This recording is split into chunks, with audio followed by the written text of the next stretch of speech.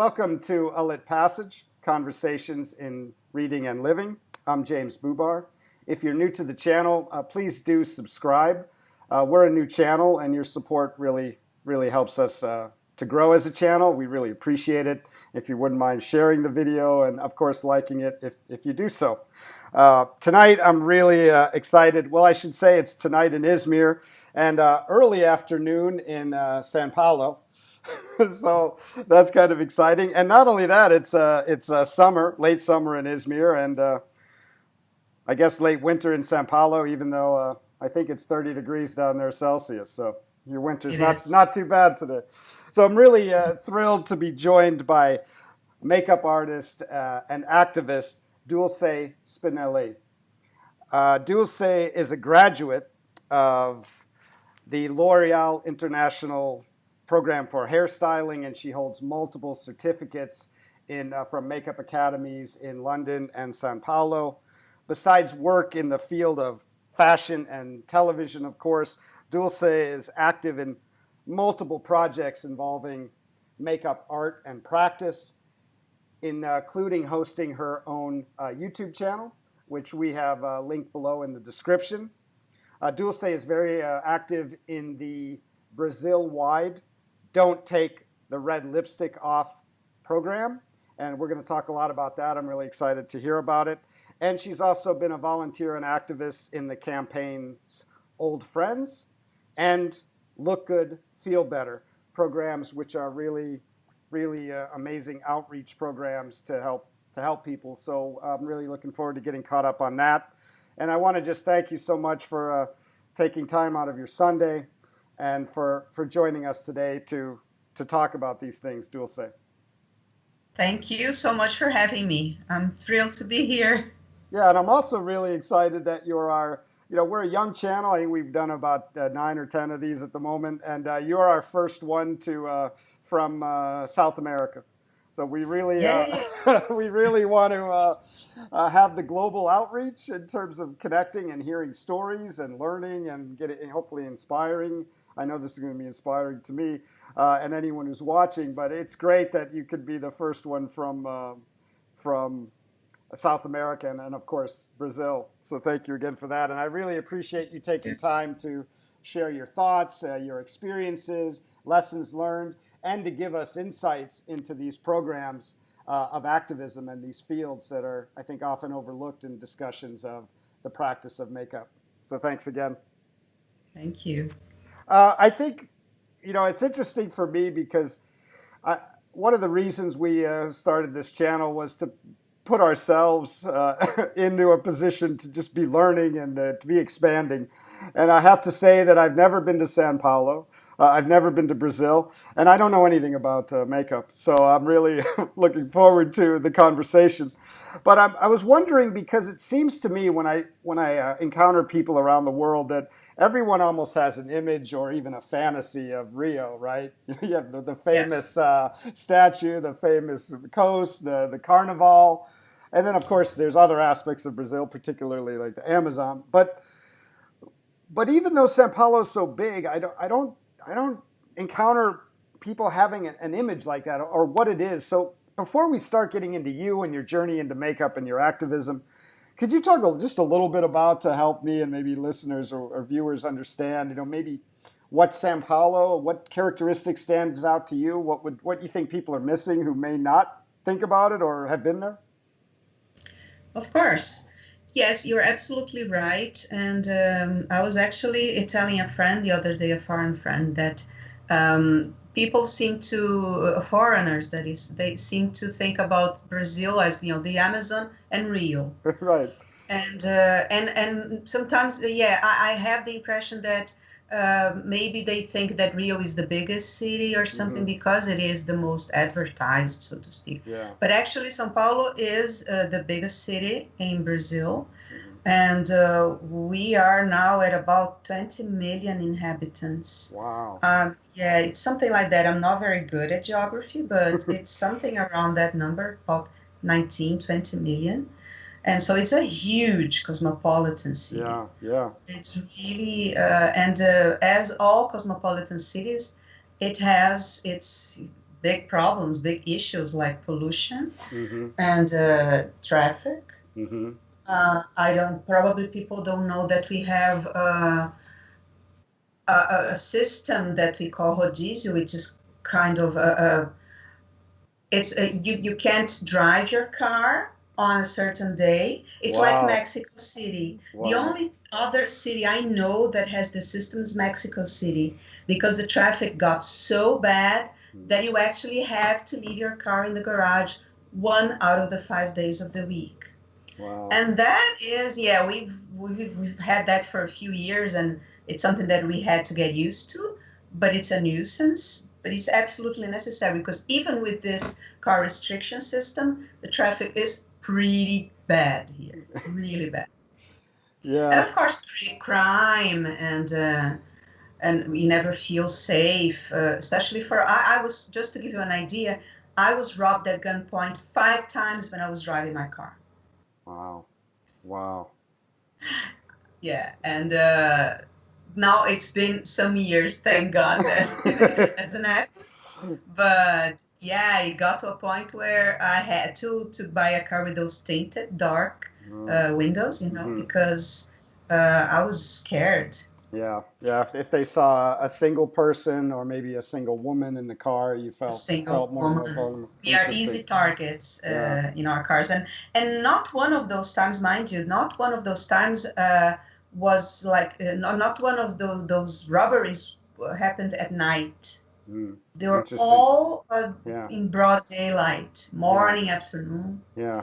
And So San Paulo is the kind of business hub. So it is. is there a lot of I would imagine being a world city, especially of that size, is there a lot of kind of internationalism in terms of immigrant populations or international Yes. populations, food, theater, things like that? Yes, actually, one of the best things about São Paulo, and everybody says that everybody who is into gastronomy would agree with me that our restaurants are some of the best. Wow. We offer, like, the restaurants here offer all kinds of food and really high quality food. And now we are beginning to see more foreigners living in São Paulo Hmm. because, as you said, it is the business hub of Hmm. Brazil. And so in recent years, there have been more immigrants, Hmm. people from different countries. Yeah, That's we've been seeing this more and more recently. That's great. So how would you think, last question before we kind of move into your journey into makeup, but I'm just curious if you think it shaped you in a certain way. I mean, these cities have a way of kind of creating worldviews or people with certain worldviews that other places don't. So I'm just wondering if it shaped you as a person or as an artist, whether it's, more confident, more curious, just growing, kind of growing up and continuing to live there. I'm pretty sure living in São Paulo has, yes, shaped me. It's inevitable. But unfortunately, I don't see it as necessarily being a good thing Interesting. Yeah. because I know it's my hometown. Except for when I lived in London for a couple of years, I've Hmm. always lived in São Paulo. Hmm. But it's I usually say that we don't really live here as much as survive Yeah. Yeah. because we don't have a lot of quality of life. Yeah. And that's really sad because, of course, it's my town. I love it. Hmm. And it's got some wonderful things, and the cultural life is outstanding. But it is difficult. It's difficult to navigate all these big issues, Yeah. with crime and pollution and traffic. Yeah. So I think it shaped me, unfortunately, to be a little cynical about it, Hmm. maybe, Hmm. Yeah. and overly critical. Yeah. Yeah. Well, Yes, especially with it's in it. these explosions of population, with the environmental concerns, the pollution, the Yeah. traffic, quality of life. It's yeah. Well. Thank you for that insight into it. I hope to get there someday because I mean, Brazil is such a jewel for with offering so many things, and I would definitely include coming down. I'm not a big food person, but I know I've heard one thing I have heard about Sao Paulo is the amazing restaurants. So Yeah, well, I would say it's one of the best, our best qualities. It's a pity that you're not a food person because yeah, yeah, you will be missing out on the best things that São Paulo has to offer. But it's a fascinating city. yeah, It's a bit like Manhattan only, right. with worse public transportation. Manhattan Yeah, is great because the transportation is so good, yeah, and we haven't gotten there yet in São Paulo. yeah, and a But lot of it's fascinating. yeah, and a lot of wow, 20 million. I didn't know that. That's great. But I usually like to have friends who are food people, so they'll take me to. They usually end up taking me and try to convert me. So I'll definitely take advantage of that when I come to Sao Paulo. So if we could shift gears a little, the writer John Steinbeck, he's one of my favorites, and he has this quote where he says, "The duty of the writer is to uplift, to expand, and to encourage." And I certainly think that's true with writing literature, and I think it's what we seek in literature as these characters are going through difficult circumstances, trying to persevere, reacting to forces that are bigger than themselves, but also making choices. But also, there's this notion of us, kind of writing our lives, as they unfold. And I think that it's wrong to just find those stories necessarily in literature or in more kind of mainstream or dominant media platforms. I mean, those stories are all around us. And that's what I love about this technology, where we can connect with someone on the other side of the world in winter while I'm in summer and hear a story that can be, about a time where you kind of took a big fork and followed your passion into makeup. And I mean, I really hope that other people, I do think other people look for that as well. And that's one of the goals of the channel. So if you wouldn't mind just telling me a little bit about how you went from your kind of more standard profession to then one day saying, no, I'm going to make this choice. And you studied at these great academies in different parts of the world and then launched yourself into being a makeup artist. And I think stories like this are really important now because whether by circumstance or being stuck at home, all of us are kind of maybe rethinking our approach to living and our passions and what we want to do. So if you could take a few minutes and tell us about that journey, I'd really, really appreciate it. Of course, absolutely. Yeah, so many people don't even know that, but I actually have a master's degree in linguistics. Yeah. The thing is that I should start by saying that I come from a family of, very highly educated people in the sense that, my father was a professor. Wow. And he was a graduate degree professor, and he was how do you call it? He was not a counselor, supervisor. I don't know. For doctor people who are pursuing master's and doctorate degrees. Right. Yeah. He was the mentor and graduate advisor Yes. for people writing their theses yes, and exactly. doing their final curriculum. Wow. Yeah. So you can imagine that he's been dead for 15 years, but I felt that it was a dream of his that I should pursue that kind of academic career because I was an English teacher. Ever since I spent 2 years in London, and ever since I came back in the late 80s, I started teaching because, although I have a degree in communication, but, I had been abroad and I came back and all I knew how to do was to speak English, and then I learned how to teach. And it was okay for a while, but, my father kept telling me, why don't you go and you pursue a master's degree or something? And so I did, and I went. And then my father got sick and he died. Wow. And but I had always felt this pressure to do something academic, to do something like intellectual. Right. You understand what I mean? Yeah. But I always had this passion for art and specifically for fashion and makeup.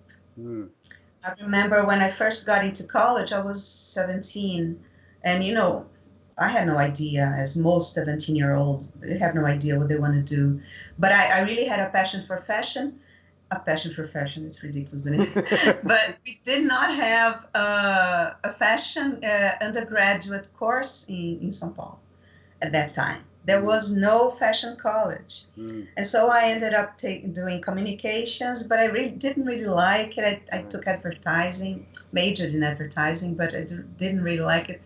And so after my father had passed away, and, you know, I even tried to become a professor, university professor, but it wasn't my cup of tea.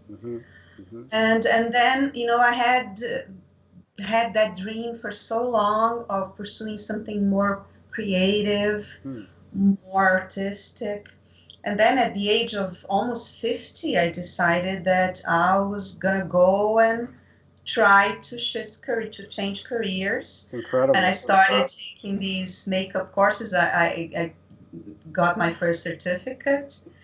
And then I didn't stop because, you know, and I like to really go deep into things. I like studying. I like, you know, improving. So I took all the good makeup courses and programs there were in Brazil, and then 2 in London. And then I pretty much, you know, threw myself into that world and mustered the courage to get in touch with some people who had makeup teams. That's how I got to Global, to the Global, which is the biggest TV station here. And I worked as a freelance makeup artist for a Sunday program at Global for a whole year. Every Sunday I would go and do makeup on ballet dancers and sometimes even artists, but usually the dancers were the ones that, you know, we worked with. And it was amazing. It was an amazing experience, but I felt the need to, you know, to do something like in terms of activism, like you said, or volunteer, to volunteer my work as a makeup artist. Yeah. And so I joined the De Bem Com Você, which is the Brazilian arm of Look Good, Feel Better, this American program. Yeah, but before we get into the activism, do you mind if I just ask you a question? Because I think there's a couple things that seem to be rather terrifying to people, and that would be like maybe going to college after 30, or maybe doing a life change at 50. So it's really the word courage was the right one chosen, I think. So was it a process in terms of, was it something you were thinking about for a few years, or was it a kind of more of an epiphany, like I just want to do this? And so that's my first question. The other I think would be, I know you talked about creativity and art. So did finding your outlet in makeup come later at this stage, for example, or had you always connected art as makeup as a creative practice, similar to art, and then, you know, as you mentioned, being such a powerful part of a performance, whether on film or in theater? I'm sort of just curious if you had this kind of lifelong connection to makeup in terms of your creativity and art, and it was kind of this thing that was always, you know, tapping you on the shoulder, and you said, okay, fine, I'll do it, or was it something more came out of the blue later as a connection? I really owe my, you know, this huge passion that I developed for makeup, I really owe it to YouTube. Oh, interesting. To YouTube videos, yes, because I was always passionate about fashion and makeup and the art involved. Ever since I was a little girl, I liked to dress, you know, in my mom's clothes, and then. But the thing is that my mom was never a big makeup person, so I did not grow up watching my mom put on her makeup. And actually in Brazil, until 20 or so years ago, we didn't really have a lot of makeup available. Women didn't even wear foundation. Nobody wore foundation, which is the base, you know, and maximum that people used to do was put some mascara and some lipstick. So I did not grow up around makeup. And but I loved it. Whenever I would buy, I loved buying American or English magazines, and then I would, look at all those beautiful glossy ads with the beautiful makeup, and I was fascinated. But it wasn't something that that I had around me.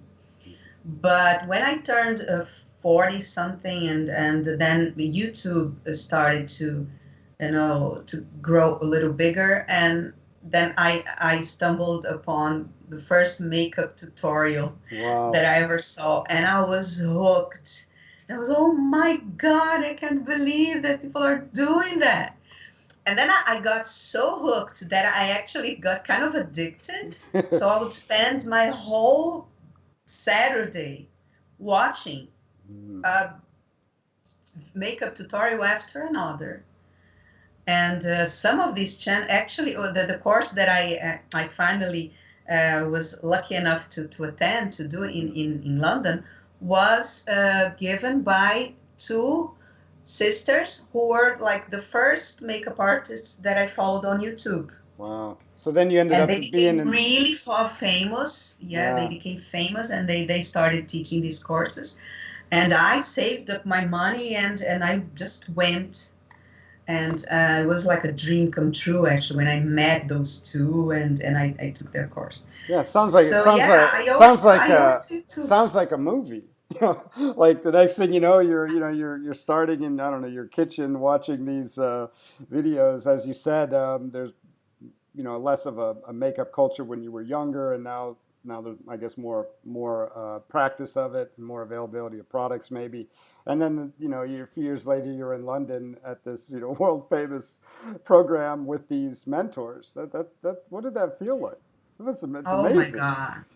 It was the highlight of my life. It was really like the peak of my life, really, not only my career, because I didn't really have a career at that point. Right. And I don't know if I would say that I have a career now, not yet, but yeah, it was a dream come true. I had been watching those two for maybe 8, 10 years, and Wow. then I was there. It was amazing. It was really one of the high points of my life. Yeah, that's amazing. The other thing I'm curious before we get on to the important activism and I guess volunteer work that you do and how you apply makeup to helping others. I'm just curious if you're I guess cultural, or I mean, you mentioned the academic background in your family, and you have a master's in linguistics, so I'm sure you're highly reflective and critical analytically. Yeah. So I'm curious if because makeup seems to be this. I know we're going to get into this a lot when we talk about the red lipstick, but I'm curious if your idea of makeup as a thing or a cultural phenomena changed over the years from that beginning to then studying and then practicing, having a career in it. Because it seems to be this locus of, there's the corporate element that's trying to make as much money. There's the element trying to get to, I don't know, young people. And then there's this element where it's supposed empowering in a way. And then there's this internet globalist aspect that sometimes is negative because it's pushing out these other smaller. So it seems to be this locus of contesting forces in the culture, and pro and con and all these things. I'm curious if you had a kind of intellectual trajectory as you thought about kind of makeup in your society, in San Paulo, or in general. Well, yes, definitely. Starting to develop this passion for makeup, which came a lot, late in like my 40s. And I had never given it a second thought before. Of course, I enjoyed, putting on some lipstick and putting on mascara. I felt that I was prettier when I put on some makeup, but as it wasn't something that really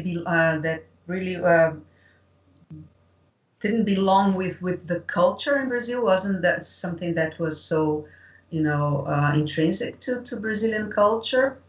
I didn't really give it a second thought. And then when I started studying, and I became a makeup artist, and then by that time I was older. Right. And then when you're young, yeah, if you put some mascara and a lipstick, yeah, you feel prettier, but you're young and your skin is glowy and beautiful, and you have no wrinkles. And so makeup after my 40s, when I really started getting into it, it took on this whole other aspect that I felt for the first time in my life. I felt that I needed, not that I needed, but that I really craved it, to feel that I was still, beautiful somehow. And it's interesting because you said, yeah, well, did it change the way you look at it? I started realizing for the first time, I started reflecting on it for the first time, definitely.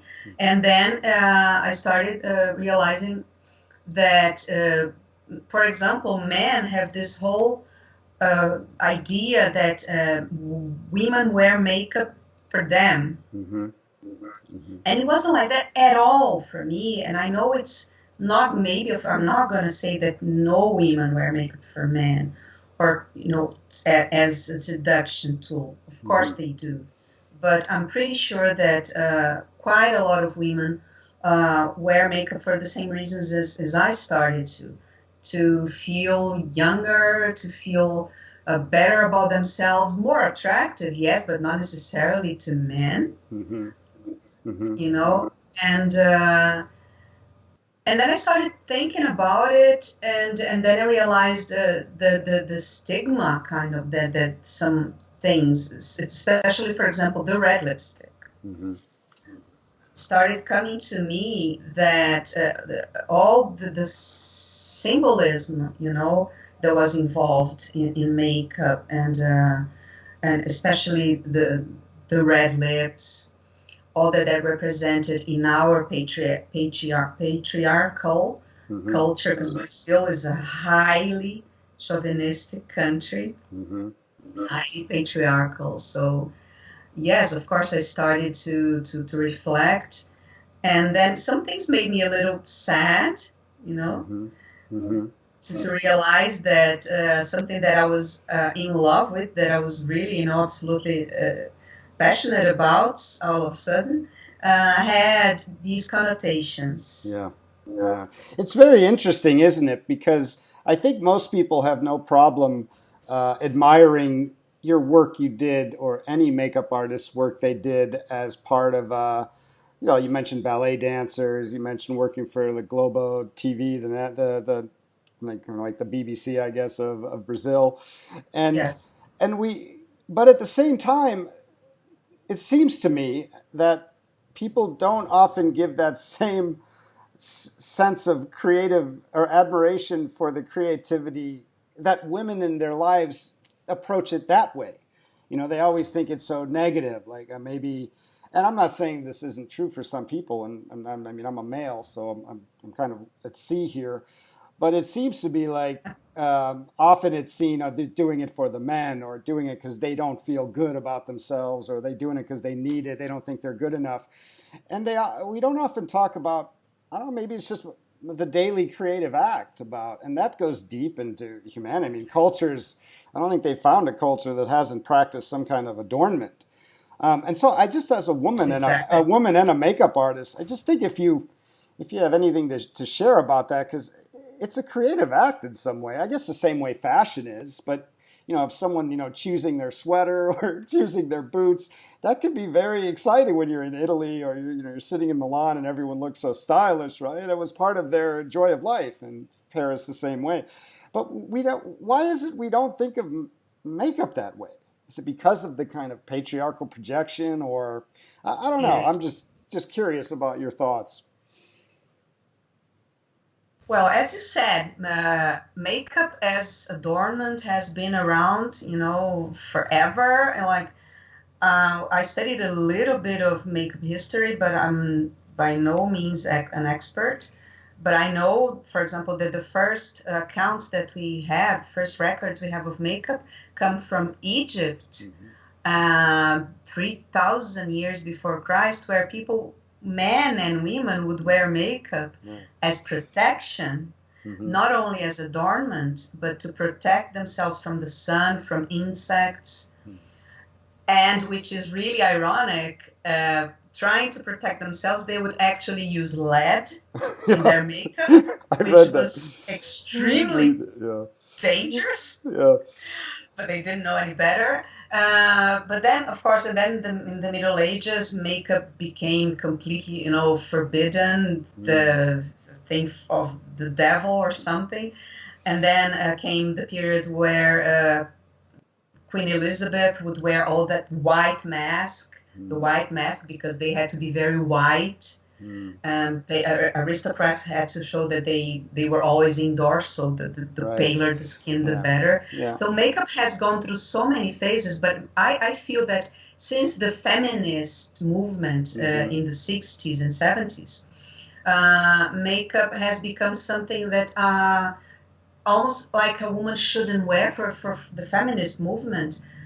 Makeup became something prescribed. No, you don't go wearing makeup, because then you will be, objectifying yourself. You'll be playing into the patriarchal idea of objectifying women. And honestly, I can only tell you my own outlook, my own idea. I think this is stupid, really, because yes, there is this problem, and we're going to talk about the Don't Take the Red Lipstick Off campaign. But for me, makeup is definitely art, is self-expression. It's a way to explore your creative side, and it's playful. It's playful. Something that I used to really love when those YouTubers, when I was watching makeup tutorials, is when the YouTubers would say, "Oh, the amazing thing, the joy of makeup is that it's playful. So, and if you get it wrong, you just take it off and put it on again. And you play with the colors and everything." For me, it's artistic expression, and it's a way to really explore my creative side. And of course, there's the aesthetic side of it. I think it makes me feel more confident. Whether it should or should not be so, I don't know. I haven't really, thought about it that much, because I like it and I like the way it makes me feel. And when I put makeup on other people, I used to have clients, and not only did I work at Global, but I had private clients, and I felt the way they felt. I could feel that it made them feel good. And that's all that mattered to me, really. Yeah. And it was so beautiful what you said about artistic expression. And what's fascinating is, on the one hand, it's a daily or a small thing, whether you're trying a new, eyeshadow or something. And men are starting to do this. And this was great about having these beyond binary gender discussions, because it's opening up the door to a lot of this, to everybody, about playful, because we are creative creatures, and we represent, we're an art project in a way. This is nothing new. And I just think it was beautiful what you said about that. I hadn't thought about it like that before, about this kind of creative art moving into the world. So, and how that makeup provides it. It's not a chain necessarily, but it's a canvas, it's a brush. Exactly. And you know what? I don't know how aware you are of that. I know that most men don't even realize it yet, but young men are starting to wear makeup more and more. Yeah. Well, not only talking about drag queens, of course, they are, they're my idols, because to me they are well-rounded artists. I am fascinated by them. But normal, like everyday men, boys, they are starting to wear makeup, and I think that's amazing. A lot of boys have their own makeup YouTube channels nowadays. That's exciting. And I'm for it. I'm completely for it, because I think it's great. Well, I don't. I guess, but most of my makeup experience was being a heavy metal fan from the '80s, Oh, and you had really? this explosion in the Sunset Boulevard metal bands, and makeup became transgressive and exciting, and the same thing with the long hair and dangerous and thrilling. But in its kind of core, it was just kind of, I don't know, in a way enhancing life. It wasn't that wasn't Exactly. for these performers at least, and they would wear it in their daily lives as well. And it wasn't so much about trying to be a role; it was trying to, if you think of like Oscar Wilde, you say, we're trying to create this great work of art that is us. Makeup can be a part of that, and that's when it collides with this notion of makeup being, just a script that's forced upon you by the patriarchy, as you mentioned. But this may be a good point to switch into what you were going to talk about with the look good, feel better campaign you're engaged in. Yes, so as I said, when I was already working as a makeup artist, I felt the need to give something back and just to do something with makeup that would help people. And so I found out about this campaign, this project. I did not know, I have to admit that I didn't know it existed, either in the United States or the Brazilian arm of it, but then I became aware of it. And so I went and I registered. You have to prove that you are a makeup artist and you have to take a course in volunteer work. I went and did that.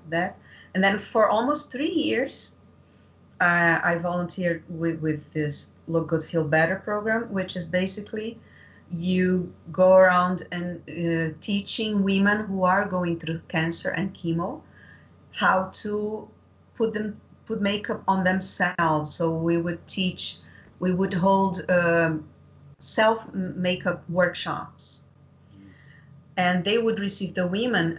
They would receive I said they would, but they still do. It's just that we are in this pandemic, but we Right. will start again. we're on Program will start again soon, hopefully. everything's on hold. A pause for Yeah, a pause for reflection. Yeah, sorry. exactly. And so there is this association, which is actually the sponsor of this program, and it's the Association of Brazilian Cosmetics Industries. And so some of these industries, they donate. Actually, these companies, some of the most common makeup and cosmetic companies in Brazil, they would donate makeup and cosmetics and sunscreen, and then the woman would receive a little bag full of products. And oh, it was amazing. It was amazing because I still remember how their eyes would light up, when they saw the products. And then we would start the workshop itself. Then they would learn how to, draw in eyebrows and how to make it so that it seemed like they hadn't lost their eyelashes. Tricks to make them feel normal again. It's not even only a fact of feeling beautiful, but what I would hear them saying that a lot at the end of each workshop was that I felt normal for the first time in months. Wow. And because it's not only do your eyebrows fall off and your eyelashes, but also their color would change because of the treatment, and they would become swollen. And of course, a lot of them were bald, and something that the program also provided, they provided them with scarves. And we would teach them how to tie the scarves in different ways. And that would, it would be, it was like an empowerment, but more than anything, just based on what I used to hear them say, is for them to feel just like a regular woman, you know? Yeah, before this Yeah. with this what often can be such a horrific journey, this struggle started. I mean, I'm so thrilled that you're doing that, and I hope you can start soon because I mean, I lost my mother to cancer before there were any programs like this, and the toll on the body, even in the treatment part, is so hard. And I remember her, and she was not a big makeup person. She was, I don't even think she would use much foundation. Occasionally, like lipstick or, eye mascara, things like that. Pretty basic. But I remember how she said that she never enjoyed doing it so much until she started getting sick, because for her it was not only a kind of reminder of life before, but it was just Exactly. some way to feel regain control of the body in some way that was going through so much. Exactly.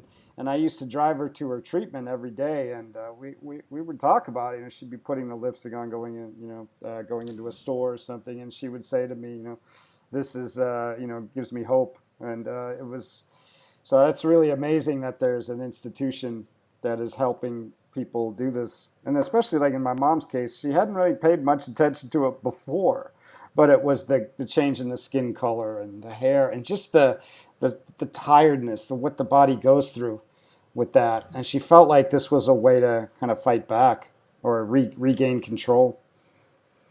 I don't know if it's That's similar very, with your yeah. experience. What you said just now, regaining control. Yeah, that's something that the women in the program said a lot too. And trying to regain some control over their bodies and also feel that they were taking care of themselves, pampering themselves, Yeah. and just forgetting about the illness for a while and then treating themselves to something nice, to an afternoon of taking care of themselves and putting on makeup Yeah. is just such a, different uh, thing from their routine during the Yeah. treatment. Yeah. Yeah. Yeah, Which can be so grinding. It's yeah, day in. It can be months long. Well, that's. I mean, I hope all of us can get back to some sense of normalcy. But I know a lot of this kind of interactions, because of coronavirus, have been curtailed because of the transmission of the infection. So hopefully you can find a way to get back, because I know it sounds like it's really helpful. it is. And I really miss doing it a Yeah. lot. Now, this was similar. You had another project that was really interesting to me, because it reminded me in LA and in New York, I had friends who worked in agencies that would help people. I don't mean prepare themselves for interviews in terms of answer the questions. They did that too, Uh, but they would often help them dress or the makeup for men, a haircut, and they would do that. And it wasn't because these people may have been down on their luck for a while, and it was this confidence that they were lacking. Besides, maybe they didn't have the right blazer to wear or a sport jacket or so those. But I was thinking about these projects because you had worked with something called Old Friends, and I think it yes. was working with the elderly people who were in state housing. So, what could you talk a little bit about that? Because that was another way that you were giving back, and what that experience was like. Yeah, that was also an amazing experience. Unfortunately, I only had the opportunity to do it twice. That was organized by a major chain of hairstyling Hmm. salons in São Paulo. And it was a very, very generous thing they did. Actually, they offered their salons on a Monday when they're usually closed here. And so they invited these elderly women, as you said, who were living in state housing for the elderly. And the ones who were up for it, who wanted to, they would take them. They would I think there was a sort of a bus or a van that they took them to the salon. And we, the volunteers, there were makeup artists and hairstylists who volunteered, and then these women would have like a day of beauty, and they would get their hair colored and cut if they wanted to, and then the makeup done. And in the two occasions when I was able to do that. It was so rewarding because yeah, these women pretty much like the women in the Feel Good, Look Good, Feel Better program, who felt they were like not a part of normal society anymore because of the process they were going through. These women, they're pretty much, they're invisible. Ah, Right, wow. they're invisible and nobody cares about them. Nobody, some of them were even alone in the world, so they didn't even have family members who would go visit them. It was really, really sad. And then to have that day, you know, where people would, and they would have manicures and pedicures, and so yeah, there were manicures and pedicures also volunteering. They would have a whole day of like beauty spa treatment, and it was very rewarding. It was kind of sad in a way because you know I was in touch with that reality. Mm-hmm. But on the other hand, it was good to be able to make them feel appreciated and beautiful and you know not invisible. Yeah. That's Even for a day. Dulce, that's such a powerful way to say it about, you know, how they've been invisibilized in the culture. So that was really really powerfully said. Um, well, hopefully you can do some more of that as well. And now I think we could, So yeah. Now I think we can go on to one of I think what's in terms of reading about you, one of the I think something close to your heart is the Brazilian wide campaign called "Don't Take the Red Lipstick Off." And yes, so, if you wouldn't mind introducing us to that, and then we maybe discuss it, because I know that there's a lot there talking about.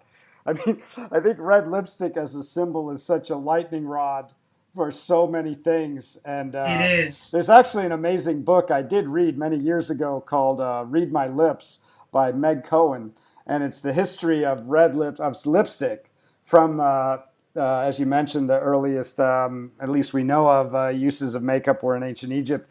And so she traces the lipstick, spends a lot of time talking about red lipstick from ancient Egypt all the way, you know, through Marilyn Monroe. And so it's a wonderful read with a great title, Read My Lips. But if you could introduce us to that, and then we can talk a little bit about it because it sounds amazing. Yes, it really has been a phenomenon here in Brazil.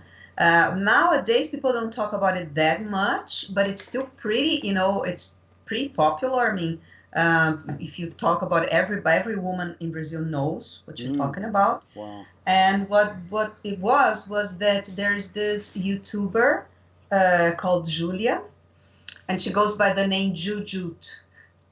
She has a channel on YouTube, and she used to talk about, you know, she's an activist, obviously, but she used to talk about relationships and all sorts of stuff.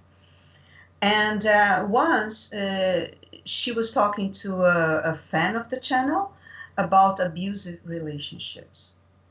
And then she said at a later interview that she talked to this woman for about 3 hours and cried because the woman was in such a horribly abusive relationship. And then she decided to make this video. And she called the video Don't Take the Red Lipstick Off. Of course, in Portuguese, but Mm-hmm. the translation is exactly that.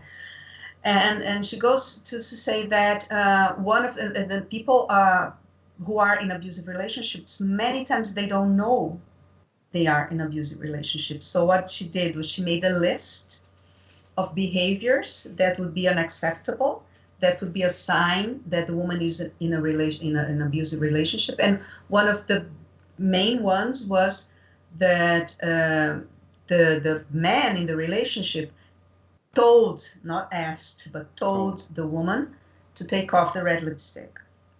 wow.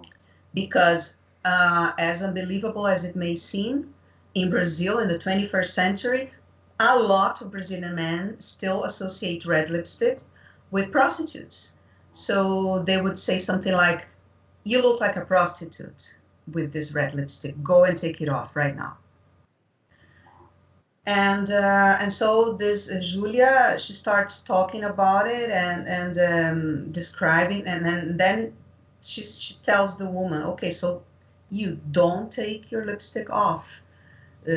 Recognize the signs of an abusive relationship, and then get out of it. Wake up to reality and get out of it. And she at that interview that I saw later, she was saying, I would never have expected this result, this outcome. And the video has been seen almost 4 million times. It has almost 4 million views. And she had a small channel. She had, I don't know, maybe a couple of thousand subscribers, and her couple of thousand views or several thousand, but almost 4 million. And it came as a huge surprise even to her. Mm-hmm. And then that started this whole campaign, which something that was just a YouTube video, set out this campaign where people would post photos with red lips and with the hashtag. Mm-hmm. It became a hashtag thing, don't take the red lipstick off. And so it became like this whole movement against abusive relationships, basically sexist relationships, where the male would, see makeup and especially red lips as a prostitute thing. Mm-hmm. And and it something that was very close to my heart, because I'm pretty sure that it rang so true, and when Julia said several times people who are in abusive relationship, they don't even know it, don't even realize it. Mm-hmm. And I'm pretty sure that I've been there before when I was younger. Mm-hmm. And most of all, I feel that I have been not so much abused by boyfriends, but I have been abused by men. Mm. And I'm pretty sure that most of Brazilian women have had this sort of abuse one day or another in their lives. Yeah. Like some sort of harassment, right, or real abuse even. Yeah. Because of this, the type of society we live in, this patriarchal, highly sexist society. So yeah, that was very close to my heart. And to this day, whenever I wear red lips, like today, I made a point of wearing a red lip. It's great. And I always think about that. I always think, oh my God, I would never let anybody tell me to change my clothes or take off the red lipstick or grow my hair long. Yeah.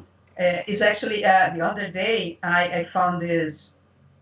It's not a meme. It's like a meme on Facebook, and I loved it so much that I had to share it on my timeline. It's just little chart. It's can you see a chart? I don't know. It's little cartoon. Like a graphic or cartoon. Yes. Yeah. Mm-hmm. And where a man, there's a woman with short hair and a man's telling her, I used to like you better with your hair long. And then she turns and says to him, and I used to like you better with your mouth shut. That's great. And I loved it so much that I had to share it. It's something like it's along the same lines. It's all the same. The long hair, the not wearing red lipstick because it makes you look like a prostitute. It's these cliches, these stereotypes that I feel that it is my duty, as it should be every woman's duty, to fight against. Yeah, and that in the story that you just related, where the personal is reflected, I guess, in the cultural, and you talked about the millions of views in that the video racked up pretty quickly, and you mentioned the patriarchal aspect of the culture, and that is a form of abuse, judging, limiting, harassing, or Yeah. making people just feel, I mean, talk about feeling objectified if you're a prostitute for wearing something. And, it seems very, very powerful movement. Yes, it is. I never, as a feminist, actually, I've only started seeing myself as a feminist in the past 10 years or so, maybe even Interesting. less, Interesting. because I used to reject all sorts of labels. I Mm-hmm. didn't like to label myself, but nowadays I feel that it's a necessity, Mm-hmm. especially in Brazil. Mm-hmm. We are in the 21st century, guys. It's not okay Mm-hmm. to have this sort of patriarchal, highly sexist culture in my country. And so, yes, I started to really accept the fact that, yeah, I am feminist. And all, as I don't know if you have ever heard of the Nigerian writer Chimamanda, don't remember her last name. I don't think so. No, no. I'd It, like it's a to. very, yeah, she has a very she has a TED talk that went viral also a few maybe a year ago or something, and the title is "We Should All Be Feminists," Mm, in which she tells her story in Nigeria, because Nigeria is even worse than mm-hmm. Brazil. Mm-hmm. I knew nothing of Nigeria until I started reading her books, which are amazing. And then I saw this TED talk and I understood why it went viral. And she is such a power powerful woman.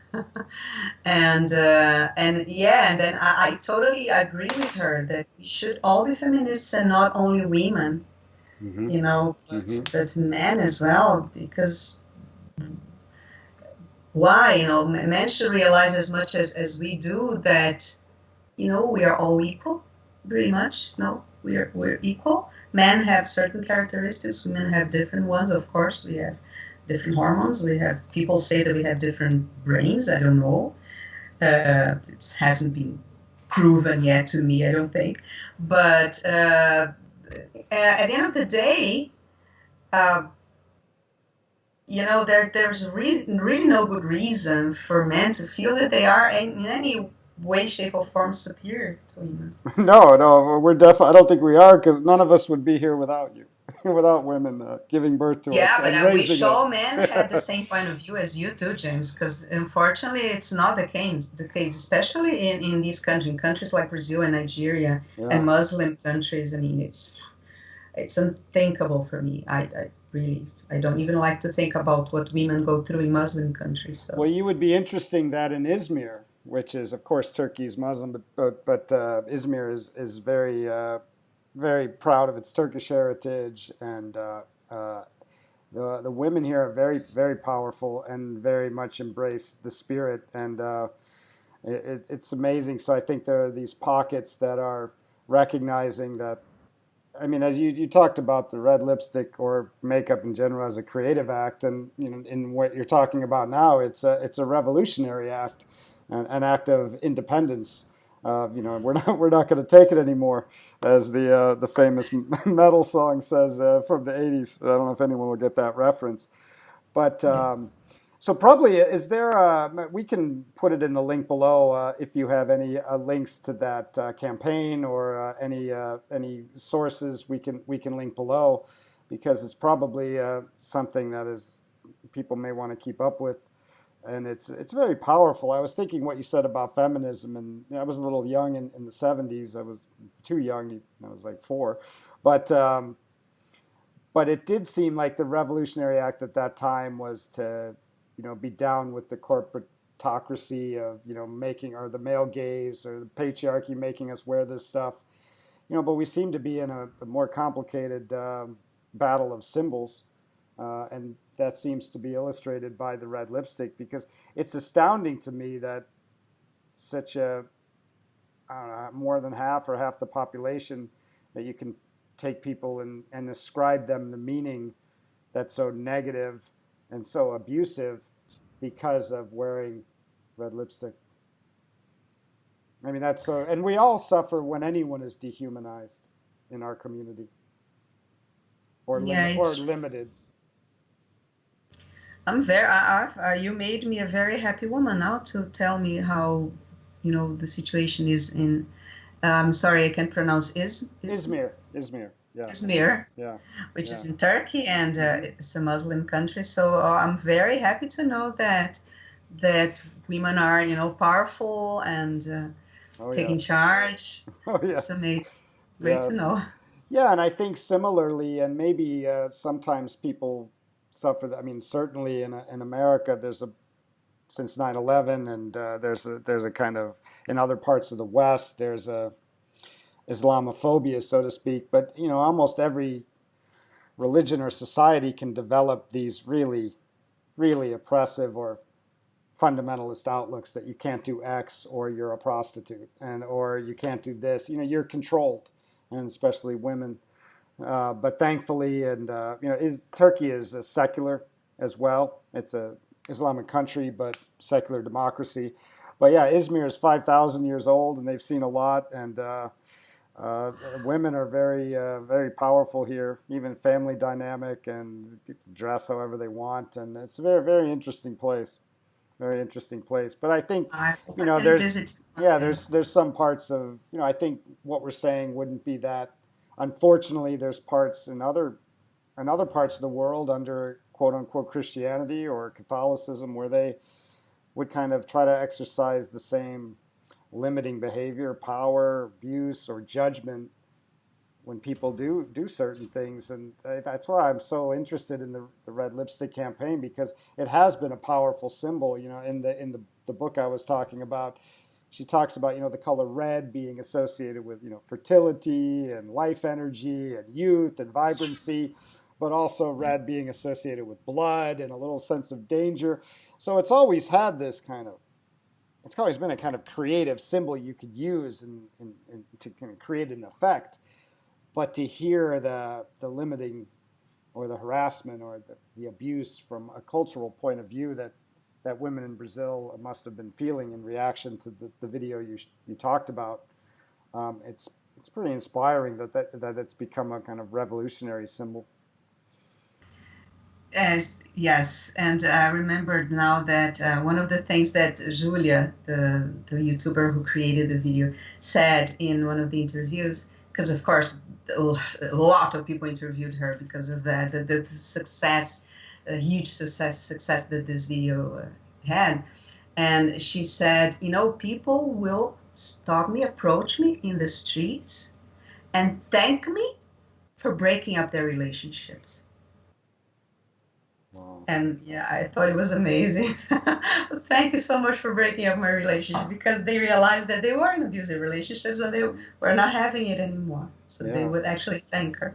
And I think you mentioned the TED Talk about this notion of we're all feminists. I think we're all analyzing our relationship to the power structures, that are in place. He talked about the patriarchal kind of structure that is old in Brazil, or the governments, or things that are oppressing all of us. We can all learn from that. That it's beyond just the personal relationship, but freeing ourselves or revolting against these more dominant and oppressive structures that may be very, very old.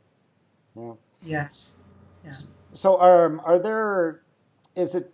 Is it? I know it's a campaign. I know I've seen articles of it in London, in England, and I've seen it. So, is it? Is it more of a? Is it an organization now at this point, or is it more of just a thing that is shared organically? Let's say. What's the status of it now, and your involvement with it now?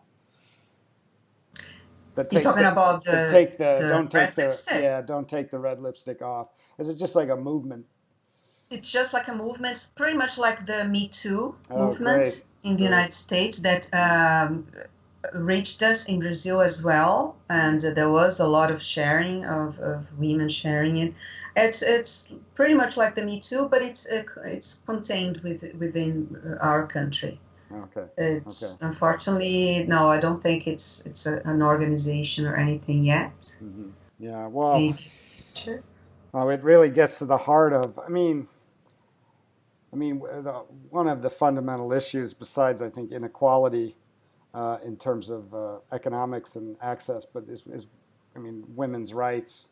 Other, it's just amazing that movements like that come out and can be shared so virally, and we can keep talking about it, discussing it, sharing it, through the technology nowadays. And we'll link anything below that you can tell us would be applicable if someone wants to get into that, get more information about that, and be maybe part of the movement. And it's just, you said the 21st century, and this is beyond. I mean, you have your Brazilian perspective, but it seems to be everywhere. But this notion about, and again in the book, the red lipstick was attached to sexuality, but she talks about the ancient Egyptians being much more playful with their sexuality. But why is it the 21st century it's something to just oppress others over and judge people over and control? It's very disturbing that that's still going on, that symbols of sexuality should be. I know. I know. It's kind of So, disheartening. and you know what? Unfortunately, I feel, and I was even talking to a friend the other day about that there has been a return to traditionalism, even. In recent years, instead of moving forward, it seems like a lot of human beings are kind of moving back. Because, what with the election of, very, traditionalist and conservative parties all over the world, if in Brazil even. Yeah. And it's a comeback to something more conservative. And I can't really talk about it because I don't understand it. But there seems to be, some sort of movement toward more the traditional values. And but I really that's way over my head. I can't talk about it, but it's just mind blowing to me that this is happening all over the world. Not in every country, but in a lot of countries. Yeah. It's a mystery. Yeah, it's like we just can't get past, or there's too many people who have a vested interest in not getting past, or I don't know. It's a mystery, but at least I think. There's a lot of conversation about it. There's a way that people connect over the world, whether it's a meme or talking about an issue. When I first heard about this issue, and I love the fact that, I appreciate that it's localized because that shows in this technology we can spread localized movements, be aware of localized movements, and share experience in a way that is in itself revolutionary. But I want to thank you for taking so much time. I know your Sunday afternoon in the late winter of 30 degrees San Paulo winter is passing. So I want to thank you for spending so much time with us. We will definitely provide the links for your YouTube channel, and I hope you'll give us some more updates via the YouTube channel about all this activism you're doing with the makeup and also the practice. And I appreciate the time helping me kind of understand more about the creative aspects, the reaffirming, life-enhancing aspects, also the revolutionary aspects. And really, I appreciate you sharing your journey about changing. I think one of the messages we have to hear now and understand is it's never too late to kind of go a different direction. And I think a lot of us will be thinking about that now with the time we have inside, or our life changing so much. So I think it's really an inspiring message when you talk to someone who did what you did at the time you did it. So I really appreciate that. It's my philosophy that if I've learned anything in my 58 years on this earth, is that, it's a cliche, but life is short. Yeah. It's too short to not at least try to do the stuff you love. Yeah. It's just, that would be, Like I tried several things that didn't maybe work out. Like I took the L'Oreal course even because when I started doing makeup, I thought that maybe I would go deeper and study, hair. That didn't pan out really, it wasn't my thing, but I tried it. I Yeah, did it it. led you I to went all something. the way with it. And I gave it my best try. It didn't really work. The makeup is better. It's a better fit for me. Yeah, But I really think that it is never too late. No, and you owe it to yourself to at least try yeah. to fulfill your dreams, to do the things you love, because you only have this life anyway. So why Well, not make better of it? that's a beautiful place to end. Thank you so much. We were talking. Thank We you. were we were spending time across seasons and across oceans to a new Yeah, continent for our Lit Passage conversations with Dulce Spinelli. And did I get the pronunciation right? it's Okay, perfect. good. Thank you. So hopefully we'll talk again sometime. Maybe we could talk about Josephine Baker. Unfortunately, I think that Oh, I love that. the beautiful Josephine Baker poster you have is going to get probably edited out with the framing. But maybe next time we'll talk about that. As speaking of a revolutionary act of creativity in the life of Josephine Love Baker. that. Yeah, and Thank you so much, James. Thank uh, you. I really appreciate, and it's been an honor and a pleasure for me to be here. yeah, well, I really appreciated the conversation. I won't. I don't think I'll think about red lipstick the same ever again. But in a deeper sense, the stuff you talked about in terms of the creativity and the controlling of kind of a life narrative and play, that was all so important and so applicable now. I really appreciate it.